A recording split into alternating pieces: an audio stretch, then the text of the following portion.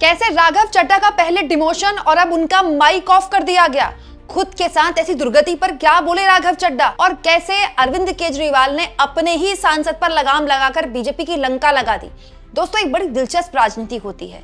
BJP जब भी विपक्ष के किसी नेता की तारीफ के पुल बांधे, उन पर बड़ी सिंपैथी जाहिर करे, तो समझ जाइए दाल में कुछ काला है। आपको तो पता ही है बीजेपी की वॉशिंग मशीन की डिमांड आजकल भारत की राजनीति में कितनी बढ़ गई है दोस्तों। लेकिन उससे पहले ही अरविंद केजरीवाल ने बीजेपी के साथ बड़ा खेल कर दिया। अपने ही सांसद राघव चड्ढा का पहले डिमोशन किया और अब उनका माइक ऑफ कर दिया, यानी कि संसद में उनके बोलने से एक तरह से रोक लगा दी है। इस पूरे मामले में बीजेपी का क्या खेल है, सब कुछ मैं आपको बिना लाग लपेट बताती हूँ। दरअसल हुआ ये दोस्तों, आम आदमी पार्टी ने अपने राज्यसभा के सांसद राघव चड्ढा का डिमोशन कर दिया। ये खबर आपको पता चली होगी। आम आदमी पार्टी ने किया क्या, राज्यसभा के उपनेता के पद से राघव चड्ढा को हटा दिया। जैसे ये खबर आई तो राघव चड्ढा के खेमे से बड़ी एक अचरज वाली खबर थी। तो राज्यसभा का उपनेता होना किसी भी पार्टी के लिए, किसी भी सांसद के लिए बहुत बड़ी बात होती है, अपनी पार्टी का उपनेता होना। लेकिन राघव चड्ढा को न केवल उस पद से हटा दिया गया, फिर खबर आई कि राघव चड्ढा के बोलने पर भी रोक लगा दी उनकी पार्टी ने। बाकायदा संसद में पार्टी ने बोला है कि किसी भी मुद्दे पर राघव चड्ढा को बोलने का मौका ना दिया जाए। जैसे ही राघव चड्ढा पर यह कार्रवाई हुई दोस्तों, बीजेपी के नेताओं की छड़ी लग गई, दिल्ली के नेताओं की, कि भाई राघव चड्ढा तो बहुत ही भले आदमी हैं, वो तो बहुत अच्छे विधायक रहे, जब दिल्ली से विधायक रहे, उसके बाद जब सांसद भी रहे तो बड़े अच्छे रहे। उसके बाद पता चला कि पूरा खेल क्या है दोस्तों। एक्चुअली में राघव चड्ढा की अपनी पार्टी से पिछले कई दिनों से बन नहीं रही थी। राघव चड्ढा जब अरविंद केजरीवाल और आम आदमी पार्टी का जो शीर्ष नेतृत्व था, जब जेल में था, चाहे संजय सिंह हो, अरविंद केजरीवाल हो, मनीष सिसोदिया हो, तब से ही राघव चड्ढा ने अपनी पार्टी से दूरी बना ली थी। इनफैक्ट अभी अरविंद केजरीवाल, संजय सिंह, मनीष सिसोदिया सभी को जब बरी किया कोर्ट ने कुछ दिन पहले, तब भी राघव चड्ढा ने उस पूरे घटनाक्रम से पार्टी से दूरी बना ली। और तो और संसद में बहुत से ऐसे मामले हुए जिसमें उनकी पार्टी का स्टैंड था, जैसे सीईसी ज्ञानेश कुमार को लेकर जो अविश्वास प्रस्ताव लाया गया टीएमसी के पहल के बाद, उसमें आम आदमी पार्टी ने भी उसका सपोर्ट किया, लेकिन राघव चड्ढा ने साइन नहीं किया। इसके अलावा भी कुछ विरोध प्रदर्शन वगैरह होते रहते हैं संसद में, तो आम आदमी पार्टी वॉकआउट करती है विपक्ष के साथ, लेकिन राघव चड्ढा नहीं करते हैं। तो बात सबके समझ में आ रही थी कि राघव चड्ढा जो है बीजेपी से अपनी करीबियां बढ़ा रहे हैं और उनके लंबे प्लान्स हैं आगे। इनफैक्ट दोस्तों, खबरें ये भी चल रही थी कि राघव चड्ढा को दरअसल बीजेपी ने प्लांट कर रखा है अरविंद केजरीवाल के पार्टी के अंदर, अरविंद केजरीवाल की सारी खबरें पहुंचाने के लिए। दोस्तों, राघव चड्ढा एक वक्त अरविंद केजरीवाल के बड़े करीबी रहा करते थे और राघव चड्ढा को एक वक्त में पंजाब में बड़ी जिम्मेदारियां भी दी गई थी। लेकिन अब राघव चड्ढा के धीरे धीरे पर कतरे गए जब अरविंद केजरीवाल के पास से जानकारी मिली कि राघव चड्ढा उनकी पार्टी से कम और बीजेपी से करीबियां ज्यादा बढ़ा रहे हैं, और उसके बाद फैसला लिया गया कि राघव चड्ढा को उपनेता पद से हटा दिया जाएगा। लेकिन अब राघव चड्ढा ने संसद परिसर में खड़े होकर एक वीडियो बनाई है, ये बताने के लिए अपनी पार्टी को कि आप मेरी आवाज बंद करेंगे, आपको पता नहीं कि मैं दरिया हूं जो अपने साथ तूफान लाता है। मतलब राघव चड्ढा अपनी पार्टी आम आदमी पार्टी की तरह से खुलेआम धमका रहे हैं। सुनिए। मुझे जब जब पार्लियामेंट में बोलने का मौका मिलता है, मैं जनता के मुद्दे उठाता हूँ और शायद ऐसे टॉपिक्स उठाता हूँ जिसे आम तौर पर संसद में नहीं उठाया जाता। लेकिन क्या जनता के मुद्दे उठाना, पब्लिक इश्यूज पे बात करना कोई अपराध है? क्या मैंने कोई गुनाह कर दिया, कोई गलती कर दी? Have I done something wrong?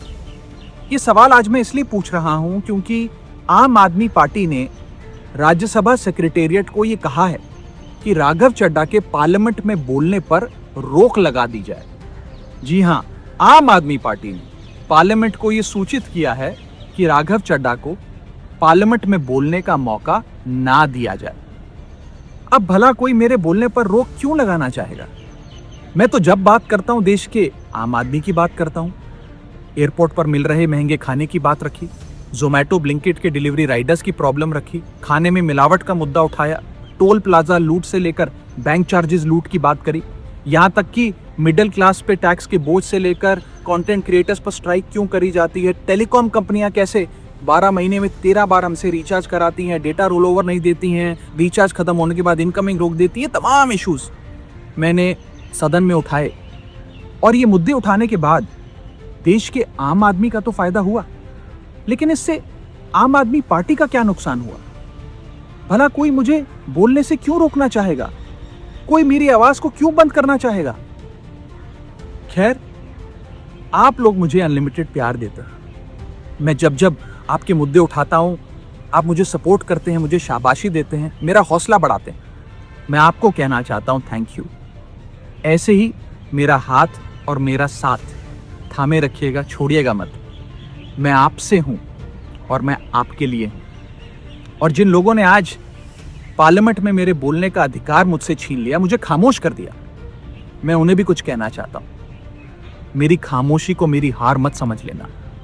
मेरी खामोशी को मेरी हार मत समझ लेना। मैं वो दरिया हूं जो वक्त आने पर सैलाब बनता है। जय हिंद। वहीं राघव चड्ढा के सहयोगी और आम आदमी पार्टी के ही राज्यसभा सांसद संजय सिंह ने भी राघव चड्ढा की इस वीडियो की जबरदस्त आलोचना की, ये कहते हुए कि जब देश के लिए लड़ने का वक्त आया तब राघव चड्ढा चुप हो गए। जैन साथियों, राघव का एक वीडियो आया है। मैं उसके संबंध में ये कहना चाहता हूं कि हम लोग अरविंद केजरीवाल के सच्चे सिपाही हैं और अरविंद केजरीवाल से एक ही बात सीखी है, निडरता, हिम्मत, साहस के साथ लड़ना और संघर्ष करना। लेकिन बड़े अफसोस के साथ ये कहना पड़ रहा है कि देश के तमाम मुद्दों पर जब सीईसी के खिलाफ प्रस्ताव आता है, आप साइन नहीं करते। पश्चिम बंगाल में लोगों के वोट के अधिकार छीने जा रहे हैं। दिल्ली में हम लोगों ने देखा किस तरीके से चुनाव आयोग का दुरुपयोग हुआ। पंजाब का मुद्दा होता है, उस वक्त आप खामोश रहते हो, नहीं बोलते हो। मोदी के खिलाफ आवाज नहीं निकालते हो। तमाम वो मुद्दे जो जनहित के हैं, देश से जुड़े हुए हैं, पार्टी से जुड़े हुए हैं, पार्टी के कार्यकर्ताओं से जुड़े हुए हैं। गुजरात में पार्टी के कार्यकर्ताओं को पीटा जाता है, मारा जाता है, उस पर नहीं बोलते। पंजाब के तमाम अधिकारों को छीनने का काम केंद्र सरकार और मोदी सरकार करती है, उस पर नहीं बोलते।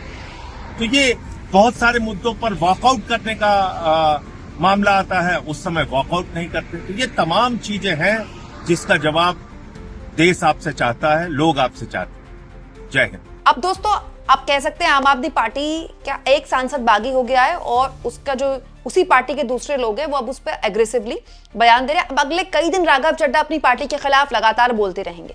लेकिन इसमें एक पॉइंट है दोस्तों, पिछले कई दिनों से खबरें चल रही कि राघव चड्ढा कभी भी बीजेपी ज्वाइन कर सकते हैं, बीजेपी का दामन थाम सकते हैं।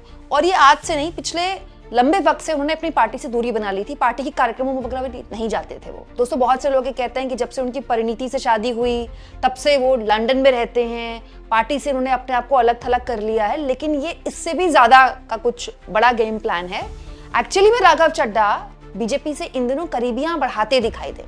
हालांकि कई मुद्दे राघव चड्ढा ने इस बीच उठाए हैं संसद में, जिसको लेकर बहुत बातें भी हुई हैं, जिसके बारे में राघव चड्ढा ने बताया भी है दोस्तों।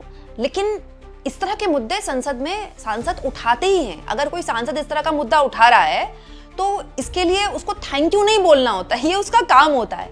लेकिन अपने पार्टी से कई स्टैंड्स में बिल्कुल अलग स्टैंड लेना, खास तौर पर सीएसी वाले मुद्दे को लेकर, तब जब अरविंद केजरीवाल ज्ञानेश कुमार और चुनाव आयोग पर बहुत एग्रेसिव रहते हैं। जाहिर तौर पर एक मुझे लगता है कि आखिरी वार था जो राघव चड्ढा ने अपनी पार्टी के नेतृत्व पर करने की कोशिश की। लेकिन फिलहाल अरविंद केजरीवाल फूक फूक कर कदम रख रहे हैं। दोस्तों, केजरीवाल के पास पंजाब के अलावा कोई राज्य नहीं बचा है। दिल्ली से उनकी सरकार जा चुकी है, पता नहीं वापसी कब हो पाएगी, नहीं हो पाएगी। आप जानते हैं बीजेपी किसी राज्य में सरकार बना लेती तो फिर दोस्तों वहां दोबारा किसी और की सरकार बनाना बहुत मुश्किल हो जाता है। पंजाब अगर आम आदमी पार्टी के हाथ से चला गया तो अरविंद केजरीवाल की राजनीति एक तरह से खत्म हो जाएगी, जो कि दिल्ली से उनकी हार के बाद काफी हद तक बहुत बड़ा झटका भी उनको लगा है। पंजाब हर हाल में आम आदमी पार्टी को बचाना है। ऐसे में अरविंद केजरीवाल किसी भी तरह से किसी भी एक शख्स को अपनी पार्टी में क्यों रखना चाहेंगे जिनके ऊपर उनको शक है कि वो बीजेपी द्वारा प्लांटेड हो सकता है। अच्छा, अजीब बात देखिए दोस्तों, अरविंद केजरीवाल की पार्टी तो राघव चड्ढा को जवाब दे रही है, लेकिन राघव चड्ढा के लिए प्यारी प्यारी मीठी मीठी बातें जानते हैं कौन करे? भाजपाई। संसद परिसर में आज भाजपाई जितने भी थे सब राघव चड्ढा के लिए अच्छी अच्छी बातें बोल रहे थे। ये वही राघव चड्ढा हैं जो संसद में जब सरकार के खिलाफ बोलते थे तो ये उनकी आलोचना करते थे। देख रहे हैं आप वक्त कैसे हसीन सितम कर देता है। तो आप इसको किस तरह से लेते हैं कमेंट बॉक्स में जरूर लिखिएगा और जितना हो सके चैनल को शेयर भी करें और सब्सक्राइब।